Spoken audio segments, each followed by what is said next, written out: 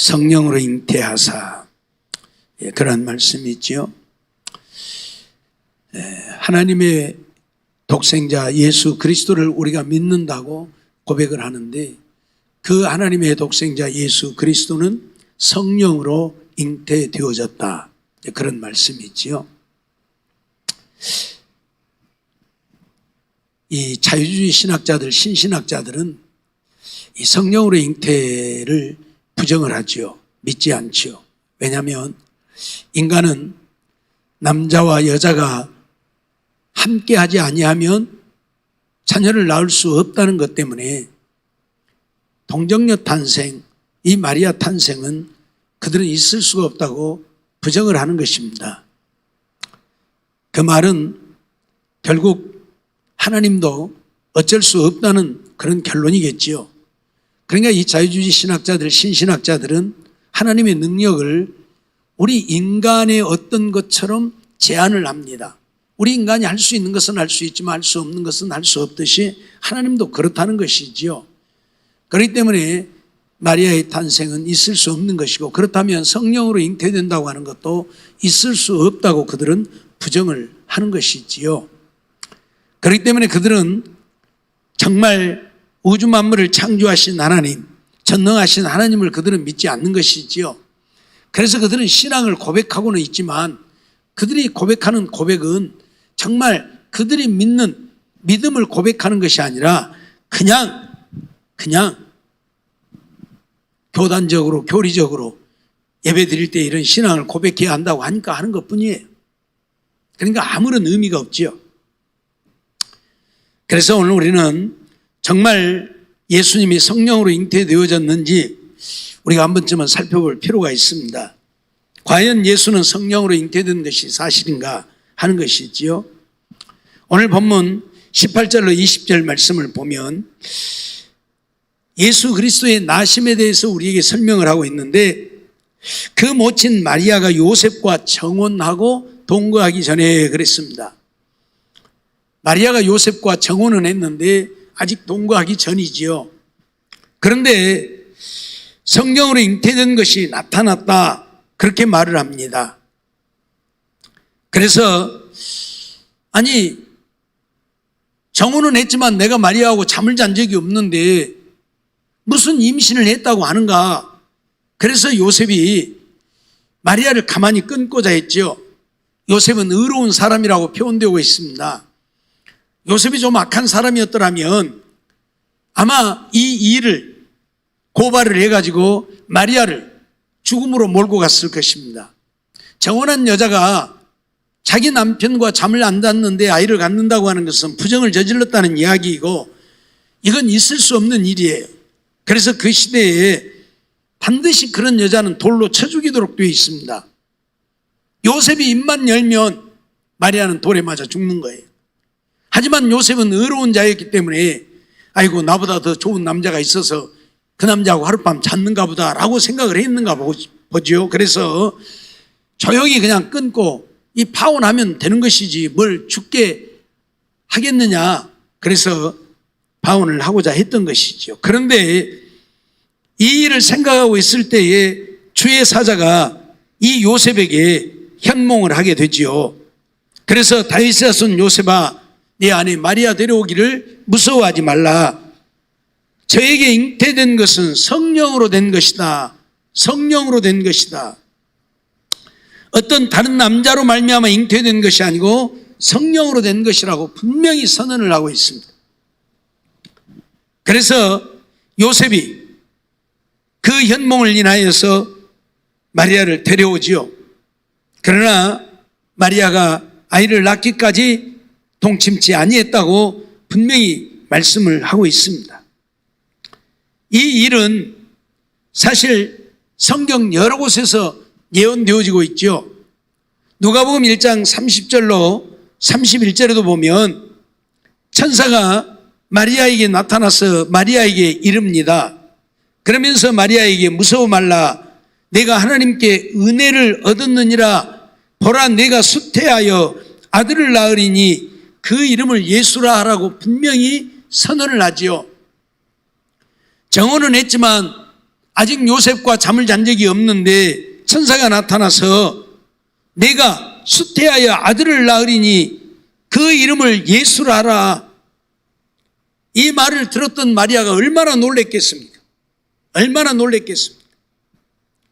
그래서 누가복음 1장 34절로 35절을 보면 마리아가 천사에게 말하되 나는 사내를 알지 못하니 어찌 이 일이 있으리요?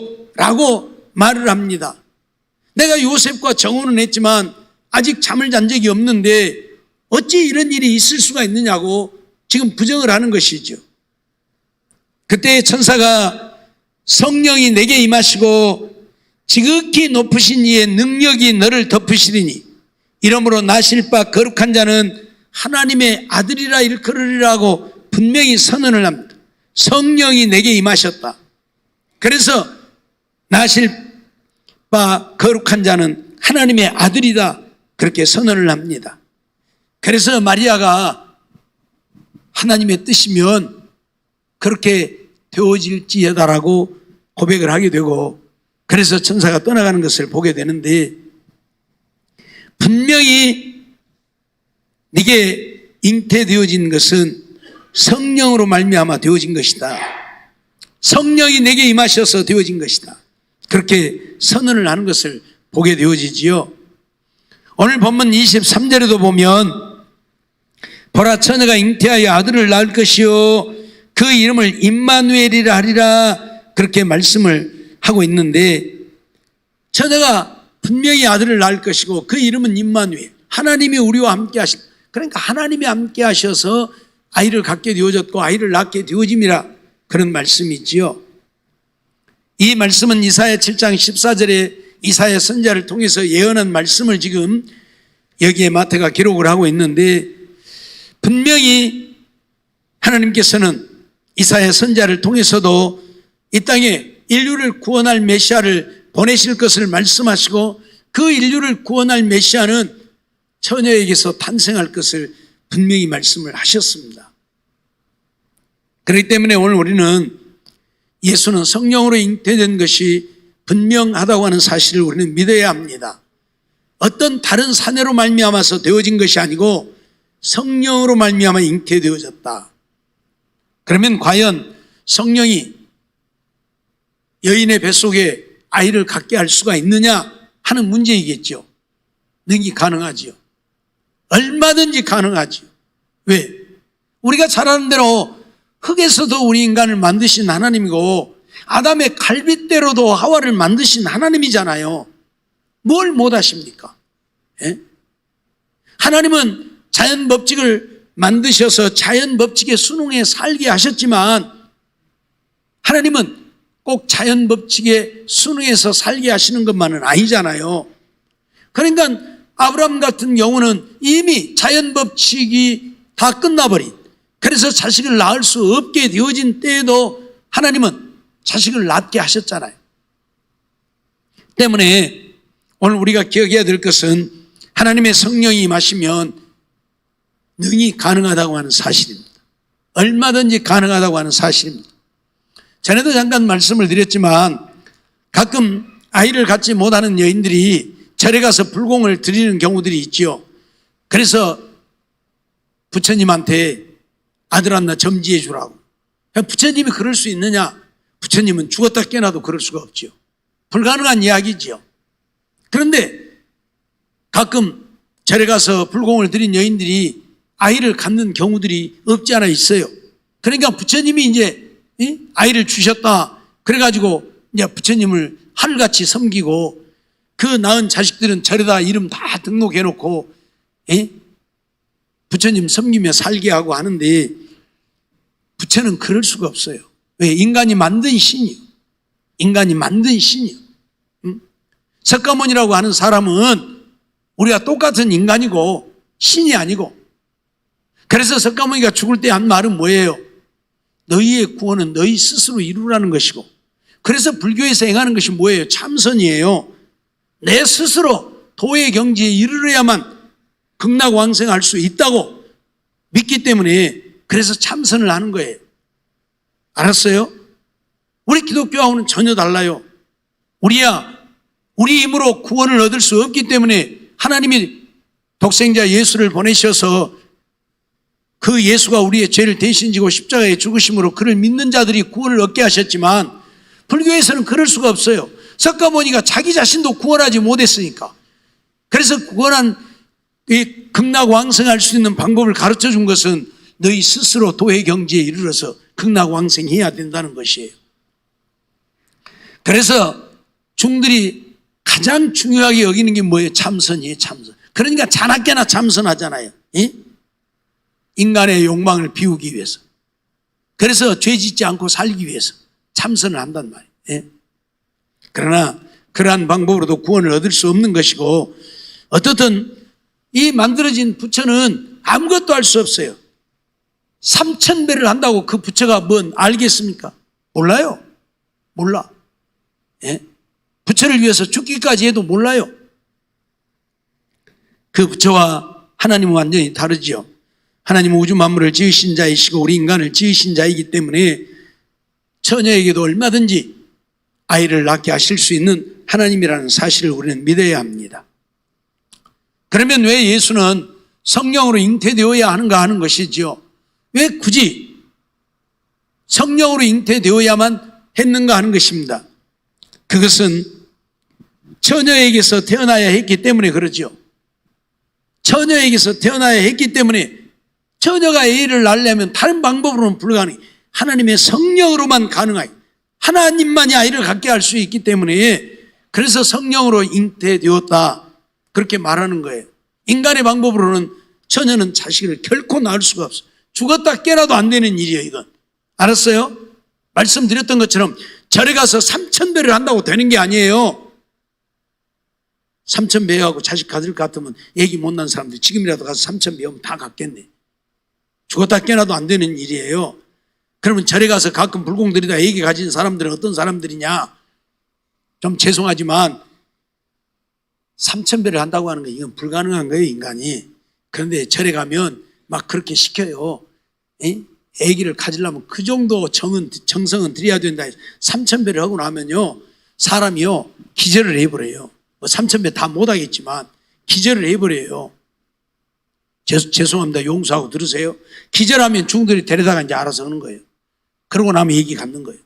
뭔 말인지 이해가 돼요? 그래서 갖게 되는 것이지, 지금은 그런 일들이 없기 때문에 그러지 않지만, 그래서 옛날에는요, 가끔, 전에도 한번 말씀을 드렸는데, 그 절에 가서 불공들여서 낳은 애기는요, 그 옷을 이렇게 그 충들이 걸치는 것 같은 거 이렇게 해 입히잖아요. 그러면 그 띠를요, 이렇게 띠를 길게 해갖고 뒤로 해갖고 이렇게 묶어요. 왜 그렇게 묶는 줄 아세요? 중들이 이렇게 시키거든. 그렇게 하라고. 왜요? 지 새끼인 것을 하려고. 지 새끼인 것을 하려고. 보통의 사람들은 그렇게 안 하잖아요. 일반적인 가정에서 낳는 자녀들은 그렇게 뭐 옷 이렇게 이런 그런 옷 입히고 이렇게 뒤로 둘러서 안 묶잖아요. 근데 불공들에서 낳은 애기들은 꼭 그렇게 하라고. 어찌되었든 간에 처녀가 자식을 낳는 것은 불가능한 이야기입니다. 처녀 없어도 이건 안 되는 거예요. 네.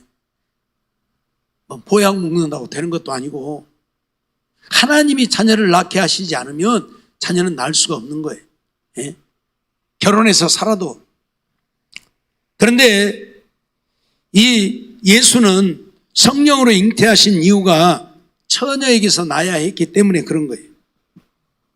인간적인 방법이 아닌 특별한 방법으로 태어나야 했다는 것이고, 처녀가 아닌 유부녀에게서 태어난다고 한다면 그는 인간일 뿐이고, 결국 인간적인 방법으로 태어나게 되어지면 원죄를 갖고 태어날 수밖에 없게 되어지기 때문에 죄인으로 태어난 예수가 죄인을 구원할 수 없는 것입니다.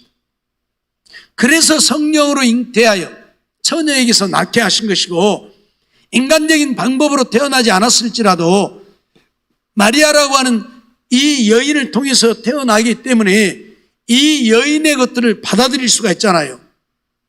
그렇기 때문에 하나님이 성령으로 역사해서 아이도 잉태하게 했지만 그 여인의 어떤 것도 예수님에게 유전되지 않도록, 전가되지 않도록 하셨다는 이야기. 그래서 성령으로 잉태하신 거예요. 무슨 말인지 알겠어요? 하나님의 성령이 임마누엘이라고 했는데 하나님의 성령이 마리아 속에 함께 하시는 거예요. 그래서 마리아의 인간적인 것들이 예수에게 전달되지 않도록 했다는 이야기입니다. 그래서 예수님은 죄가 없으신 거예요. 예수님은 죄가 없으신 거예요. 누가복음 1장 35절 아까 말씀 보았는데 천사가 대답하여 가로되 성령이 네게 임하시고 지극히 높으신 이의 능력이 너를 덮으리니 이러므로 나실 바 거룩한 자는 하나님의 아들이라 일컬으리라. 성령이 임하시고 지극히 높으신 이의 능력이 그를 덮었다. 그 말은 하나님이 마리아와 함께 하셔서 마리아 속에 잉태하게 하셨을 뿐만 아니라 그 잉태된 아기에게 마리아의 어떤 것도 영향을 미치지 못하도록 능력으로 역사했다는 이야기. 그래서 지극히 높으신 이의 능력이 너를 덮으리니라고 말씀을 하고 있어요. 그래서 나실 바 거룩한 자는 거룩하다. 그래서 태어난 예수는 거룩하다. 죄가 없이 거룩하게 태어났다 그 말이에요. 그래서 거룩한 자는 하나님의 아들이라 일컬으리라 그렇게 말씀을 하고 있지요. 오늘 우리는 이러한 사실을 잊지 말아야 합니다. 그러면 왜 예수님은 죄가 없이 태어나야 했는가 하는 것이죠. 아니 보통의 인간의 방법으로 태어나도 되지 않겠는가. 그런데 왜 죄가 없어야만 되는가 하는 문제인데 먼저 정말 죄가 없으셨는가 하는 것이지요. 성경은 예수님은 죄가 없다고 분명히 증언을 하죠. 아니 죄를 짓지 아니하셨지요. 우리가 잘 아는 대로 예수님을 얼마나 모욕하고 저주하고 심지어 이단이라 하고 참남하다 하고 그럼에도 불구하고 예수님은 한 번도 죄를 지은 적이 없어요. 그러죠? 죄를 지은 적이 없어요. 왜? 죄가 없으십니까? 죄가 없으니까. 자, 욕을 모르는 사람 욕을 할 줄 압니까? 욕을 모르는 사람 욕을 할 줄을 몰라요. 그렇죠? 욕을 알기 때문에 하는 거예요. 욕을 모르는 사람은 욕을 하기도 욕 못해요. 무슨 말인지 알겠어요? 네? 외국 사람들이 우리 한국에 와서 맨 먼저 배우는 것이 무엇인 줄 아세요? 욕부터 배워요. 우리 한국 사람들 하도 욕을 잘하니까. 그러니까 외국 사람들이 있는 데서 욕하면 큰일 나요. 다른 말은 못 알아들어도 욕은 다 알아들어. 욕부터 배웠기 때문에. 못 알아듣는 자 욕해보세요. 대번에 욕해버려요 같이. 네, 욕부터 배우니까. 욕을 배우니까 아는 거예요. 그래서 아는 거예요. 욕을 모르는 사람은 욕을 할 수 없는 거예요. 죄가 없는 사람은 죄가 무엇인 줄을 모르니까 죄를 짓지 않는 거예요. 알았어요? 우리 사람이 태어날 때부터서 죄를 짓게 되어지는 것은 죄의 성품을 이미 갖고 태어났기 때문에 죄가 우리 속에 있기 때문에 죄를 짓는 거예요. 그런데 예수님도 만일 이런 죄가 이씨 태어나면 죄를 지을 수밖에 없죠. 아무리 선한 사람도요 찌르고 또 찔러봐요. 성질내고 욕하고 그러잖아요.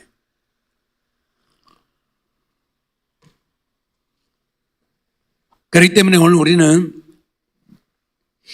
예수님은 정말 죄가 없으셨다는 사실을 우리가 인정할 수밖에 없는데 히브리서 4장 15절 말씀을 보면 우리에게 있는 대제사장은 우리 연약함을 체휼하지 아니하는 자가 아니요 모든 일에 우리와 한결같이 시험을 받은 자로 대해 죄는 없으시니라고 말씀을 하죠.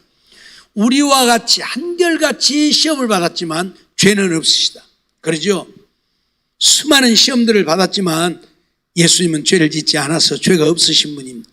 요한일서 3장 5절도 보면 그가 우리 죄를 없이 하려고 나타내신 바 된 것을 너희가 아나니 그에게는 죄가 없느니라.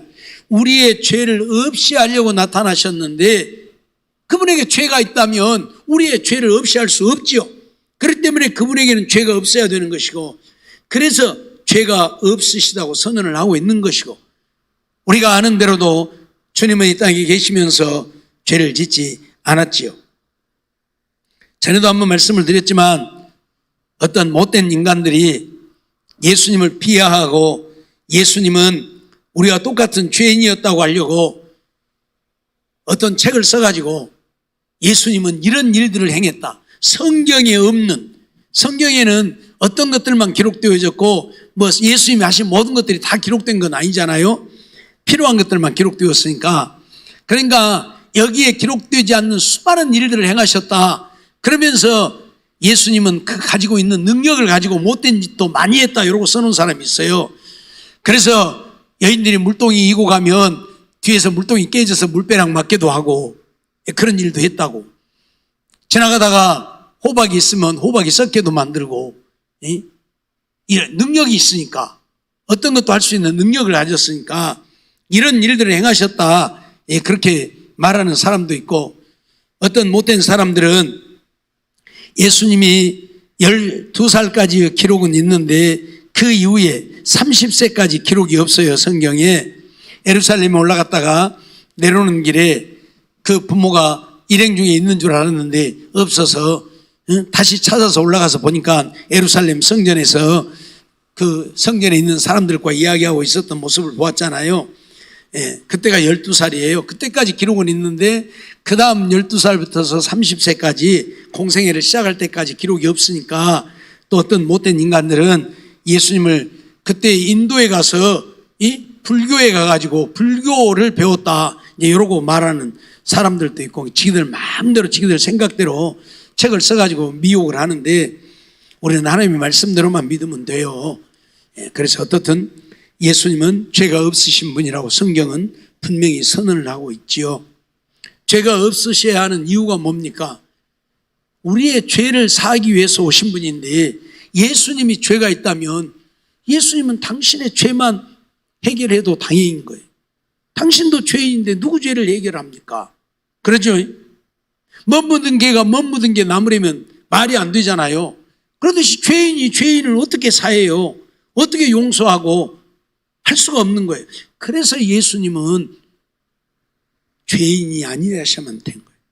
그렇기 때문에 마리아에게서 태어났지만 성령의 특별 역사로 간섭되지 않았다면 마리아의 그 모든 것이 예수님에게 전달되었을 것이고 그러면 예수님 역시 죄인으로 태어나는 거예요. 인간은 누구나 자연 법칙을 통해서 태어나게 되어지면 아담이 지은 원죄 그 죄를 다 물려받게 되니까 그 죄를 다 물려받게 되니까 그래서 죄인으로 태어나는 거예요. 그렇기 때문에 성령으로 특별 역사해서 이런 마리아에게 있는 어떤 것도 예수님에게 임하지 못하도록 역사하지 못하도록 하셨다니 특별히 죄가 임하지 못하도록 한 거예요. 그래서 오늘 본문 21절 말씀을 보면 아들을 낳으리니 이름을 예수라 하라 이는 그가 자기 백성을 저희 죄에서 구원할 자이심이라 그렇게 말하죠. 예수가 자기 백성을 저희 죄에서 구원할 자다. 우리를 죄에서 구원하려고 하면 죄가 없어야 가능하지. 죄인으로는 불가능하기 때문에 그래서 성령으로 잉태되어질 수밖에 없었다고 하는 것을 우리에게 말씀하고 가르치고 있는 거죠. 요한복음 1장 29절도 보면 이튿날 요한이 예수께서 자기에게 나오심을 보고 가로되 보라 세상 죄를 지고 가는 하나님의 어린 양이라 그렇게 말하죠. 예수님은 세상 죄를 지기 위해서 오신 분이에요. 그래서 요한은 이미 하나님께서 요한으로 하여금 그걸 알게 해 주었기 때문에 자기에게 나오는 예수님을 보면서 세상 죄를 지고 가는 하나님의 어린 양이라고 선언을 하지요. 베드로전서 2장 24절에도 보면 친히 나무에 달려 그 몸으로 우리 죄를 담당하셨으니 우리 죄를 담당했다 선언을 하죠. 이는 우리로 죄에 대하여 죽고 의에 대하여 살게 하려 하심이라 저가 채찍에 맞음으로 너희는 나음을 얻었다 선언을 하고 있습니다. 우리 죄를 담당하셨다. 그러니까 죄가 없기 때문에 나무에 달려 십자가에 달려 죽으시면서 우리의 죄를 담당하신 것이지요. 요한일서 1장 7절에도 보면 저가 빛 가운데 계신 것 같이 우리도 빛 가운데 행하면 우리가 서로 사귐이 있고 그 아들 예수의 피가 우리를 모든 죄에서 깨끗하게 하실 것이요 라고 말씀하죠. 예수님의 십자가에서 흘리신 피가 우리를 모든 죄에서 깨끗하게 하신다. 우리의 죄를 사하기 위해서 오셨어요. 그렇기 때문에 예수님이 죄인이라면 우리의 죄를 사할 수 없는 것이고, 죄인이 아니어야만 우리를 대신해서 십자가에 죽으심으로 우리의 죄를 사할 수 있기 때문에 예수님은 죄가 없이 태어나야 했고, 그러기 위해서 예수님은 성령으로 잉태되어졌다 하는 사실을 우리는 알아야 합니다. 그러니까 우리가 고백할 때마다 성령으로 잉태되었다고 고백하는 것은 죄인이 아닌, 죄가 없으신 예수님으로 세상에 태어나게 하시려고. 우리 인간의 몸을 입었지만 우리 인간은 다 죄인이니까. 로마서 3장 23절 모든 사람이 죄를 범하였으니 라고 얘기를 하잖아요. 다 죄인이기 때문에 우리 인간의 통상적인 방법으로 태어난다면 예수님도 죄인으로 태어나야 하고, 그러면 우리의 죄를 살 수 없기 때문에 성령으로 잉태되어야만 했다는 거예요. 그래서 우리는 성령으로 잉태하사 하고 고백할 때마다 예수님은 죄가 없이 태어나셨다 하는 것을 우리가 인정을 해야 한다, 그런 말씀이지요. 요한계시록 1장 5절에도 보면요, 또 충성된 증인으로 죽은 자들 가운데서 먼저 나시고 땅의 임금들의 머리가 되신 예수 그리스도로 말미암아 은혜와 평강이 너희에게 있기를 원하노라.